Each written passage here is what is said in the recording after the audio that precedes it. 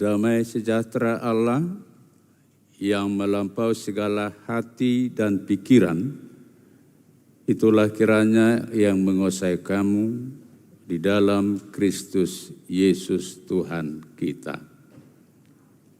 Amin. Saudara-saudara jemaat Tuhan yang dikasihi oleh Tuhan Yesus Kristus, pada hari Minggu hari ini kita mau disapa oleh firman Tuhan yang menjadi khotbah untuk kita, tertulis dalam kitab Injil Lukas pasal 5 ayat 1 sampai dengan ayat yang ke-11. Demikian dikatakan firman Tuhan. Pada suatu kali, Yesus berdiri di pantai Danau Genesaret, sedang orang banyak mengerumuni dia hendak mendengarkan firman Allah. Ia melihat dua perahu di tepi pantai, nelayan-nelayannya telah turun dan sedang membasuh jalannya. Ia naik ke dalam salah satu perahu itu, yaitu perahu Simon, dan menyuruh dia supaya menolakkan perahunya sedikit jauh dari pantai. Lalu ia duduk dan mengajar orang banyak dari atas perahu. Setelah selesai berbicara, ia berkata kepada Simon, "Bertolaklah ke tempat yang dalam dan tebarkanlah jalamu untuk menangkap ikan." Simon menjawab, "Guru, telah sepanjang malam kami bekerja keras dan kami tidak menangkap apa-apa, tetapi karena Engkau menyuruhnya, aku akan menebarkan jala juga." Dan setelah mereka melakukannya, mereka menangkap sejumlah besar ikan, sehingga jala mereka mulai koyak.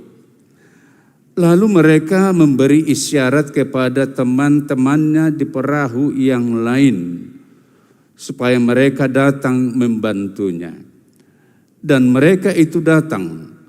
Lalu mereka bersama-sama mengisi kedua perahu itu dengan ikan hingga hampir tenggelam. Ketika Simon Petrus melihat hal itu, ia pun tersungkur di depan Yesus dan berkata, "Tuhan, pergilah daripadaku, karena aku ini seorang berdosa." Sebab ia dan semua orang yang bersama-sama dengan dia takjub oleh karena banyaknya ikan yang mereka tangkap. Demikian juga Yakobus dan Yohanes, anak-anak Zebedeus yang menjadi teman Simon. Kata Yesus kepada Simon, "Jangan takut, mulai sekarang engkau akan menjala manusia." Dan sesudah mereka menghela perahu-perahunya ke darat, mereka pun meninggalkan segala sesuatu lalu mengikut Yesus. Demikian dikatakan firman Tuhan. Pertama-tama kami ucapkan selamat ulang tahun yang ke-20 kepada seksi lansia yang ada di gereja HKBP Tebet. Tetap berguna dan semangat, panjang umur, dan juga tetap semangat berdoa, mendoakan seluruh pinopar, anak-anak dan cucu-cucu. Sama seperti Simon Petrus, kalaupun sudah tua menjadi lansia, tidak menjadi penghalang menjadi penjala-penjala manusia. Mungkin lansia bukan lagi menjala uang, tapi dipanggil untuk menjala manusia, berdoa setiap hari untuk pinoper dan juga untuk generasi muda. Selamat, panjang umur, dan sukses selalu diberkati oleh Tuhan. Saudara-saudara yang dikasihi oleh Tuhan kita Yesus Kristus, menurut pengakuan Petrus, satu malaman penuh Petrus dan kawan-kawannya atau murid-murid yang lain telah berlelah-lelah menjala ikan di Danau Genesaret, dan hasilnya disebutkan oleh Petrus tidak mendapat apa-apa. Kita bayangkan bekerja satu malam penuh dalam kegelapan dan dinginnya iklim, tapi tidak mendapat apa-apa. Hasilnya nol, alias sia-sia, tidak bisa membahagiakan keluarga. Hal itu juga jelas diketahui oleh Yesus. Apa yang sedang dihadapi oleh murid-muridnya. Yesus tahu berapa jam mereka telah menjala ikan, dan Yesus tahu apa hasil yang didapatkan oleh murid-muridnya. Saudara-saudara, biasanya Petrus tidak pernah hampa tangan setiap kali menjala ikan di Danau Genesaret, karena dikatakan Simon Petrus betul-betul paham medan dan iklim Danau Genesaret. Petrus sebenarnya tahu di mana sarang ikan di danau itu, kapan ikan itu bisa dapat. Petrus tahu, dia menguasai medan dan iklim Danau Genesaret. Tapi disebutkan kali ini Petrus tidak mendapatkan apa-apa, lalu Yesus menolong mereka, dan akhirnya atas pertolongan Yesus mereka mendapatkan ikan sangat banyak. Perahunya 2 hampir tenggelam, dan jala murid-murid itu sudah mulai koyak. Saudara-saudara yang dikasihi oleh Tuhan kita Yesus Kristus, ada beberapa catatan penting untuk kita pahami dari peristiwa ini. Ketika murid-murid sedang menjala ikan dan Yesus ada hadir ketika mereka telah gagal, tidak mendapatkan apa-apa. Catatan yang pertama, bahwa dalam tugas pemberitaan kerajaan Allah, Yesus juga memberi perhatian tentang kebutuhan hidup jasmani. Jadi Yesus memang selalu mengajari orang banyak tentang kerajaan Allah, tetapi di saat Yesus mengajari, dia tidak lupa memberi makan. Yesus pernah memberi makan 5.000 lebih. Dan Yesus juga pernah memberi makan 4.000 lebih setelah Yesus mengajar mereka, setelah Yesus berkhotbah, setelah Yesus memberi pencerahan, lalu orang banyak tidak disuruh pulang lapar, tapi mereka diberi makan. Jadi Yesus selalu memberi perhatian kepada kebutuhan jasmani kita, bukan hanya melulu kebutuhan rohani. Yesus sangat tahu tentang kebutuhan hidup manusia. Manusia hidup secara rohani dan secara jasmani. Itu yang disebutkan dalam ayat 4 nas ini, Setelah dia mengajar di atas perahu Simon, lalu apa kata Yesus? Setelah selesai berbicara, ia berkata kepada Simon, "Bertolaklah ke tempat yang dalam dan tebarkanlah jalamu untuk menangkap ikan."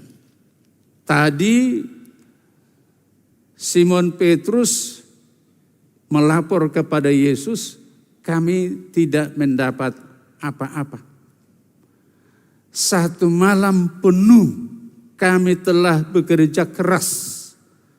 1 malam penuh kami telah berlelah-lelah untuk mendapatkan ikan supaya ada kami bawa ke rumah untuk dimakan keluarga, untuk kebutuhan keluarga. Tapi kami tidak mendapatkan apa-apa." Atas laporan Simon Petrus ini, lalu Yesus memberi perhatian. Dia peduli dengan nasib murid-muridnya yang tidak mendapatkan apa-apa. Lalu dia mengusulkan, "Bertolaklah lebih jauh ke tengah dan tebarkanlah jalamu supaya kamu mendapatkan ikan." Saudara-saudara, apa yang mau dikatakan oleh hal ini kepada kita ketika Yesus mengajari, memerintahkan Simon Petrus untuk berlayar lebih jauh ke tengah dan menebarkan jalannya, kita mau diajari bahwa rezeki juga adalah bagian kerajaan Allah. Ya. Rezekimu adalah bagian kerajaan Allah. Rezeki yang didapatkan oleh Simon dan teman-temannya jelas-jelas adalah pemberian Allah, pemberian Tuhan Yesus.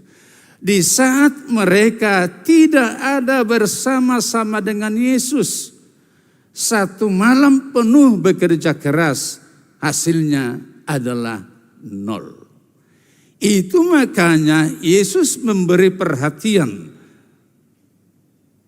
"Tebarkanlah jalamu ke tempat yang lebih dalam."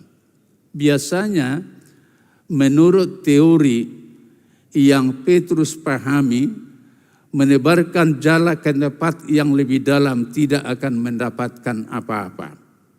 Tidak akan mendapatkan apa-apa. Tetapi Yesus justru memberi perintah, "Tebarkanlah jalamu ke tempat yang lebih dalam supaya kamu mendapatkan ikan." Kerja perlu berhasil,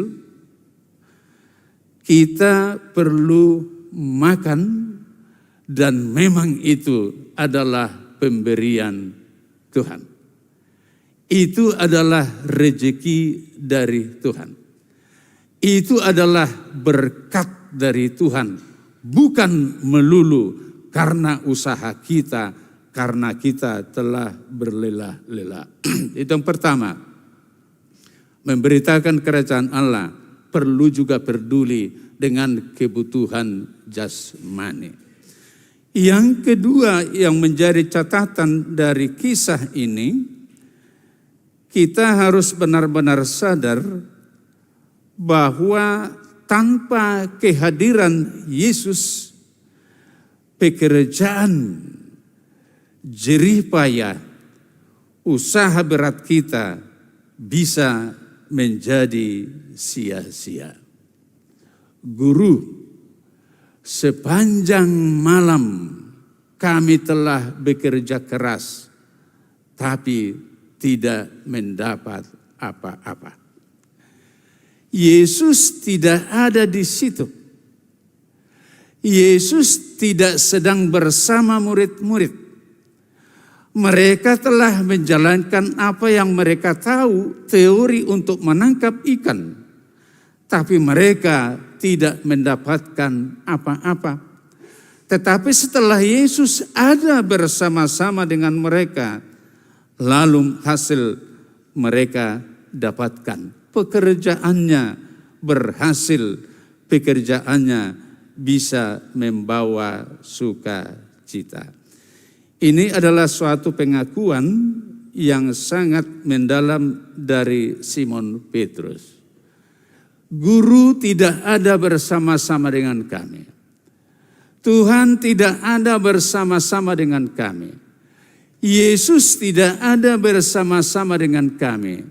Hasilnya ternyata nol. Yang kami kerjakan tidak berguna. Jerih payah kami tidak membawa hasil. Keringat kami semua menjadi sia-sia karena guru tidak ada bersama-sama dengan kami. Saudara-saudara, kita bisa kuat, kita bisa pinter, kita bisa punya keahlian yang luar biasa, tetapi kalau Yesus tidak ada bersama-sama dengan kita, itu bisa menjadi sia-sia. Kalau Yesus tidak ada duduk bersama dengan kita, kalau Yesus tidak pernah memberi restu, kalau Yesus tidak memberi jalan, apapun kemampuan kita tidak akan membawa hasil yang memuaskan. Petrus adalah ahlinya menangkap ikan, tapi Yesus tidak bersama-sama dengan mereka. Hasilnya adalah nol, sia-sia, tidak mendapatkan apa-apa. Catatan yang ketiga, saudara-saudara, dari peristiwa ini, mengikuti dan menjalankan petunjuk perintah Yesus, kita akan mendapatkan, tidak akan pernah menjadi sia-sia. Upah kita adalah sukacita dan melimpah. Jadi saya bacakan yang di ayat 6 itu, ketika mereka melakukan perintah Yesus, kalaupun sedikit agak berlawanan, tidak masuk akal, tapi karena Yesus telah memberi petunjuk dan perintah, lalu Simon Petrus melakukannya. Ayat 6 dikatakan demikian. Setelah mereka melakukannya, mereka menangkap sejumlah besar ikan, sehingga jalan mereka mulai koyak. Setelah mereka melakukannya, lalu mereka menangkap sejumlah besar ikan dan jalan mereka menjadi koyak. Itu yang ketiga. Mengikuti, menjalankan petunjuk, arahan atau perintah Yesus, kita tidak akan pernah kecewa. Tapi mengikuti selera kita, mengikuti kemauan kita, mengikuti hati kita, kita sering bisa gagal, kecewa, tidak mendapatkan apa-apa. Tetapi dipastikan melalui peristiwa ini, mengikuti petunjuk, arahan dan perintah Yesus, tidak akan pernah ada seorang pun yang menjadi kecewa, tapi akan mendapatkan hasil yang sangat luar biasa. Di luar perhitungan Petrus, mereka mendapatkan ikan. Belum pernah terjadi hal yang demikian. Petrus belum pernah jalannya sampai koyak ketika mendapatkan ikan. Perahu Petrus belum pernah hampir tenggelam diisi oleh ikan. Tapi kali ini karena mereka mau taat, menuruti, mengikuti perintah Yesus, mereka mendapatkan melimpah sejumlah besar ikan. Belum pernah terjadi dan ini peristiwa yang pertama sekali. Saudara-saudara, sekalipun perintah Yesus sedikit agak berlawanan, tapi akhirnya kita tidak akan pernah kecewa. Perintah manusia sering bisa masuk akal, tapi hasilnya tidak masuk akal. Perintah Yesus sering tidak masuk akal, tapi hasilnya akhirnya adalah sangat masuk akal dan membawa sukacita dan kenikmatan hidup kita. Itu catatan yang ketiga. Tapi catatan yang keempat dari peristiwa ini, rezeki berkat kelimpahan hidup yang diberikan Tuhan seluruhnya ternyata bukan hanya untuk kita sendiri, tetapi di situ ada diperuntukkan untuk kita bagi dengan orang lain. Rezekimu, berkatmu, kelimpahan hidupmu itu bukan milikmu semua. Mungkin dengan itu kita dipakai Tuhan sebagai perantara.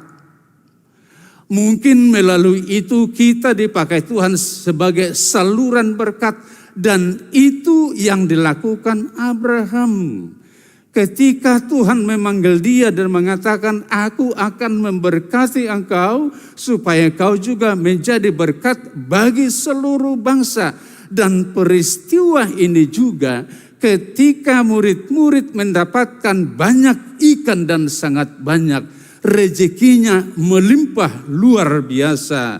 Tapi ini adalah suatu pendidikan bahwa dari berkat yang kita terima, dari kelimpahan hidup yang diberikan Tuhan, dari rezeki kita ada maksud Tuhan supaya menjadi saluran berkat kepada orang lain. Di ayat yang ke-7 katakan, setelah ikan itu banyak dan jala mereka hampir koyak, lalu Petrus memberi isyarat memanggil perahu yang satunya lagi. Rohamu tuson, ngadapoton gudang, urupi hamu hami asa tabagi. Kan begitu. Marilah ke sini, kami telah mendapatkan ikan karena perintah Yesus, dan kami tidak mampu untuk membawa ini pulang. Mari tolong kami untuk mengambilnya, dan mari kita bagi bersama, karena kita datang bersama menjala ikan, satu malaman bersama tidak mendapatkan apa-apa, dan setelah mendapatkan, mari kita bersama untuk membagi dan menikmatinya.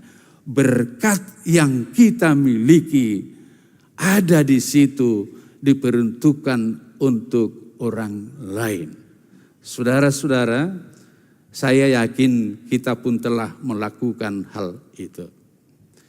Kita sudah sering berbagi dengan orang lain.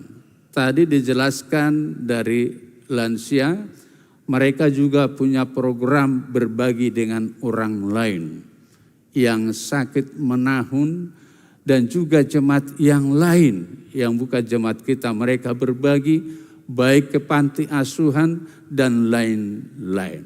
Seperti Petrus yang mendapatkan banyak, dia mau berbagi. Saudara-saudara, seandainya Petrus tidak mau berbagi, tahukah kita apa yang terjadi? Seandainya Petrus tidak mau berbagi, dia diamkan, apakah yang terjadi? Yang terjadi adalah ikan itu akan lepas kembali. Karena disebutkan jala mereka telah koyak, berarti hampir lepas. Lalu Petrus mengantisipasi supaya ngejala lepas. Mari bantu kami, kita ambil bersama-sama.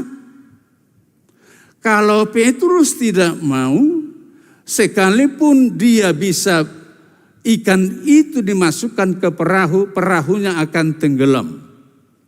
Karena disebutkan setelah mereka mengisi perahu dengan ikan-ikan yang banyak itu, 2 perahu, dan perahu itu dikatakan hampir tenggelam. Berarti kalau satu pasti tenggelam. Kalau sudah tenggelam pasti lepas, tidak mendapatkan apa-apa. Yang terjadi apa? Rasa sial. Gitu. Tetapi Petrus mau berbagi. Seandainya dia tidak mau berbagi, didiamkan rezekinya akan lepas, hilang kembali ke danau. Tapi ketika dia mau berbagi, mereka mendapatkan untung. Bukan hanya Petrus yang beruntung, tetapi yang lain juga sama-sama beruntung. Tidak kurang untungnya Petrus ketika dia mau berbagi. Saudara-saudara, kalau Tuhan memberi kita beruntung, kalau Tuhan memberkati kita melimpah, kalau kita murah rezeki dibuat Tuhan, jangan pernah diamkan, jangan menikmati sendiri, jangan enak sendiri, tapi bagi dengan orang lain. Ketika kita diberi hidup, orang lain juga harus perlu hidup. Ketika kita diberi kesempatan menikmati berkat Tuhan, orang lain juga butuh kesempatan menikmati berkat Tuhan. Dan kita dipilih oleh Yesus untuk pekerjaan itu. Kita dipanggil menjadi penjala-penjala manusia dengan perbuatan-perbuatan baik. Menjala manusia dengan kepedulian, menjala manusia seperti Petrus yang mau berbagi rezekinya, berkatnya dengan sesamanya. Itu yang keempat.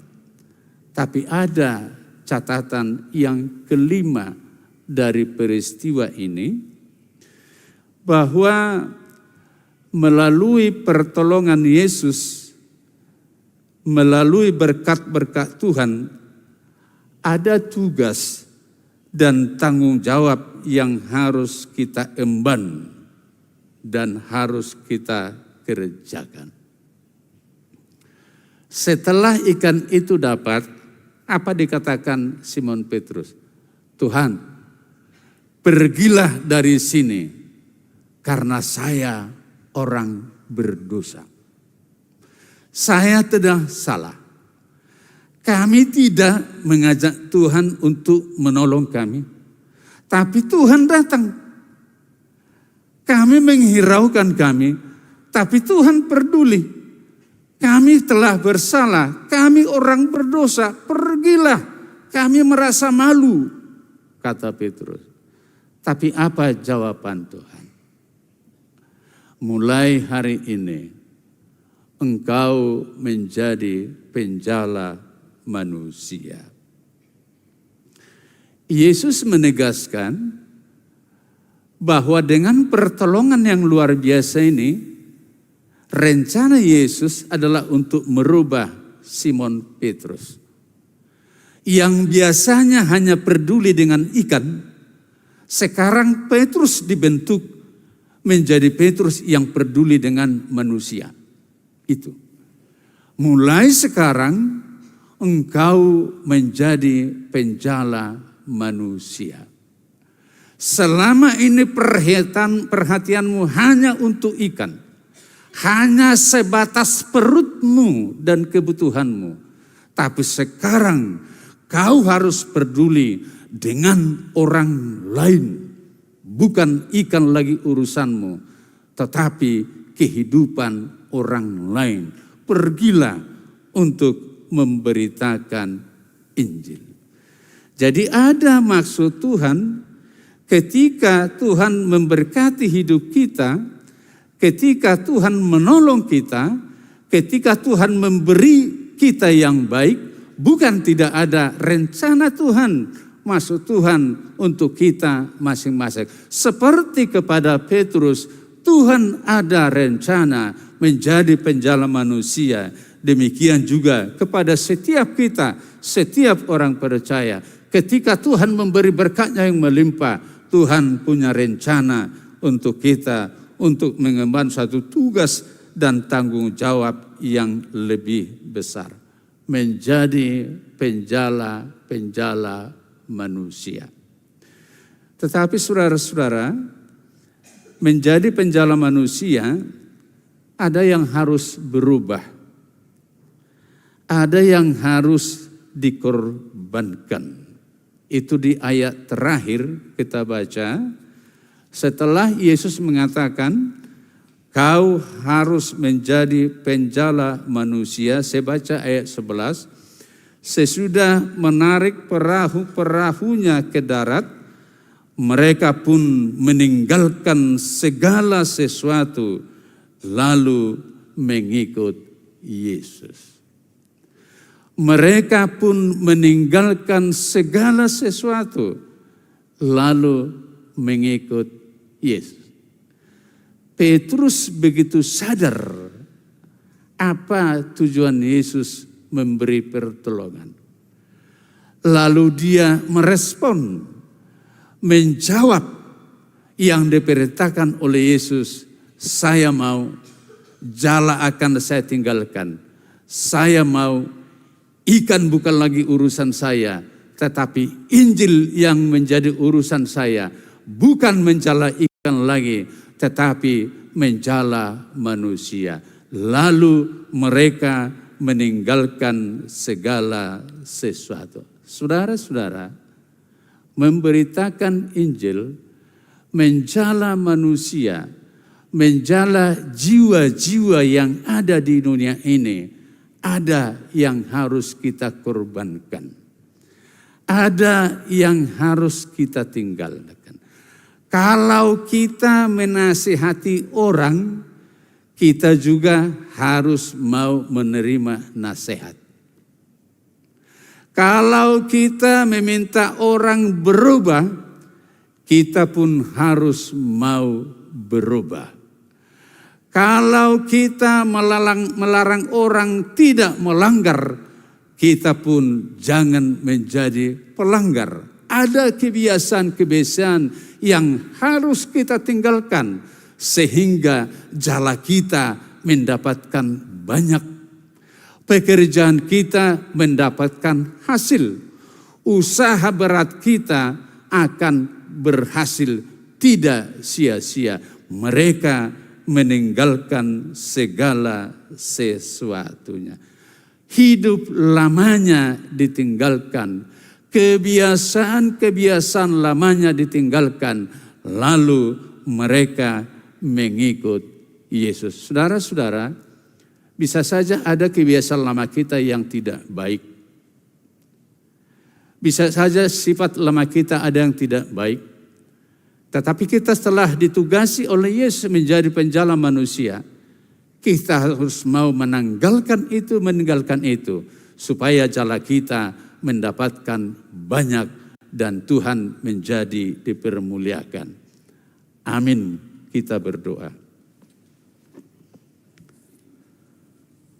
Kami bersyukur Tuhan dan berterima kasih di pagi hari yang penuh sukacita dan kebahagiaan ini.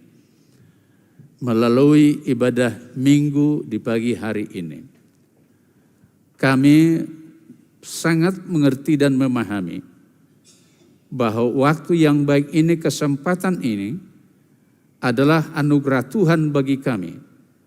Sehingga kami bisa hadir di tengah-tengah bait-Mu ini untuk mengikuti ibadah, memuji Tuhan, mendengarkan firman-Mu, dan bersekutu.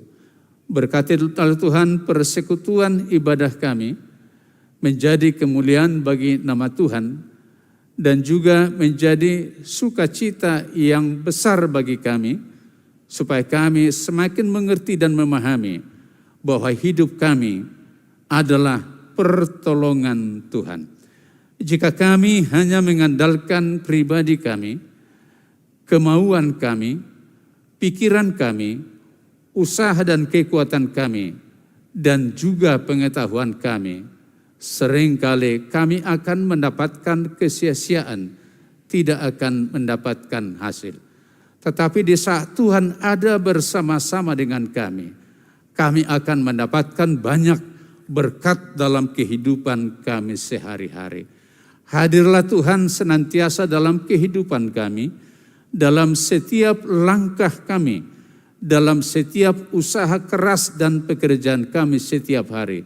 sehingga segala sesuatu yang kami kerjakan tidak akan sia-sia, tapi menghasilkan sukacita yang besar yang menjadi kemuliaan bagi nama Tuhan. Berkatilah Tuhan setiap orang yang ada hadir di bait-Mu hari ini untuk beribadah. Dan juga berkatilah setiap orang yang mengikuti ibadah ini, baik di rumah atau di mana saja pun. Tuhan tolong dan Tuhan berikan sukacita bagi mereka. Berkatilah Tuhan firman-Mu yang telah menyapa kami. Biarlah firman itu menjadi kekuatan bagi kehidupan kami sehari-hari. Kami berdoa Tuhan untuk setiap warga jemaat-Mu di sini. Dalam pekerjaan mereka, dalam usahanya, Tuhan tolong dan Tuhan hadir di tengah-tengah kehidupan mereka. Kami juga berdoa untuk lansia yang ada di tengah-tengah gereja-Mu ini. Tuhan berikan kesehatan dan sukacita. Tuhan berikan sukacita yang melimpah melalui keturunan-keturunan anak-anak dan cucu-cucu mereka. Sehingga mereka memuliakan Tuhan di saat mereka sudah mulai lanjut usia. Tuhan tolong mereka setiap hari, berilah kesehatan dan sukacita. Terkhusus di ulang tahun Seksi Lansia yang ke-20 tahun. Tuhanlah yang menolong dan Tuhanlah yang memberkati setiap rencana program mereka, pekerjaan dan kehidupan mereka. Sehingga mereka benar-benar menjadi berkat dan menjadi penjala-penjala manusia. Sehingga setiap hari banyak orang yang percaya kepada Tuhan Yesus. Kami juga berdoa untuk setiap warga jemaat-Mu yang sedang masih sakit, yang dirawat di rumah ataupun di rumah sakit, yaitu Nyonya Simanjuntak Boru Sitopul, Antoni Simangucong, Nyonya Lambok Sitopul Boru Huta Barat, Nyonya Resmin Tapubolon Boru Silaban, Robinsar Tua Kennedy Lubatoruan, Nyonya Loise Sianturi Boru Tapubolon, Nyonya Sintua Robert Marpaung Boru Simanjuntak, Kasilalahi SB Tapubolon, Raymond Manulang, Luhut Pasaribu, El Manurung, Sarah Sematupang, dan Sintua M. Limbong. Kalaupun ada yang lain yang tidak kami ketahui, kami juga membawa dalam doa kami pada pagi hari ini. Tuhan tolong, Tuhan berkati, Tuhan berikan kekuatan, kepulihan, dan kesembuhan dari penyakitnya. Tuhanlah yang memberi sukacita mereka, seperti Tuhan telah memberi sukacita kepada Petrus dan kawan-kawannya melalui pertolongan-Mu yang luar biasa. Tuhan mampu merubah hidup orang-orang yang sakit. Tuhan mampu memberi sukacita bagi seluruh keluarga. Jamahlah tubuh mereka sehingga mereka menjadi sehat dan terbebas dari ikatan-ikatan penyakit, menjadi orang-orang yang bersukacita.